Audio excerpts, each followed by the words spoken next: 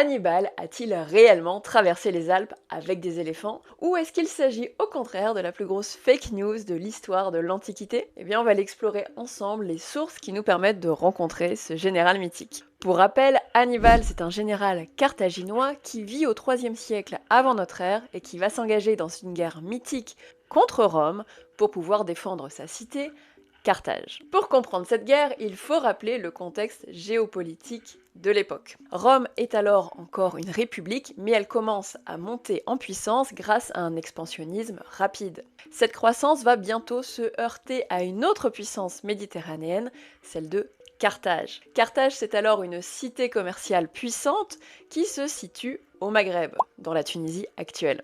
Entre les deux cités, une réelle rivalité politique va se nouer et elles vont régulièrement s'attaquer, notamment pour le contrôle de certaines îles méditerranéennes, comme la Sicile ou encore la Sardaigne. Et l'intégralité de ces guerres, c'est ce qu'on en appelle les guerres puniques.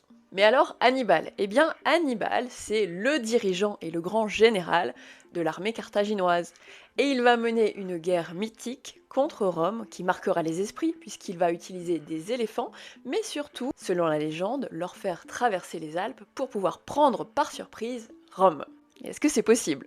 La question de la traversée des Alpes par Hannibal et ses éléphants, c'est un des sujets qui a passionné les historiens. Alors si on s'appuie sur les sources, il y a pléthore de sources antiques qui nous racontent cet épisode. Alors vous allez me dire oui, mais est-ce que ce sont des sources contemporaines? Eh bien malheureusement, on a perdu l'intégralité des sources qui sont à la fois carthaginoises et romaines de cette époque. Mais il en existait, puisque la source principale qu'utilisent aujourd'hui les historiens est Polybe, un historien grec qui écrit plutôt du point de vue romain, et Polybe cite de nombreux historiens de l'époque d'Hannibal qui racontent cette épopée. Et qu'est-ce que nous raconte Polybe? Eh bien Polybe nous raconte que Hannibal, accompagné de 37 éléphants, va entreprendre de partir d'Espagne et d'arriver à Rome en passant par le sud de la Gaule, en traversant le Rhône, puis les Alpes, pour arriver dans la région de Turin avant d'attaquer Rome.